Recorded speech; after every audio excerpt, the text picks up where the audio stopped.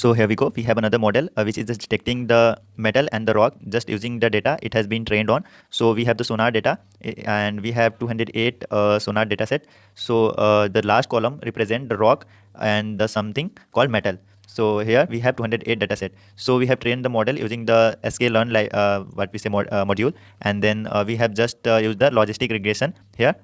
So after that, we have a model which has the accuracy of 76% on the test data and the accuracy of 83 on the training data. So here we have the predictive system that we have tried. So just take any random.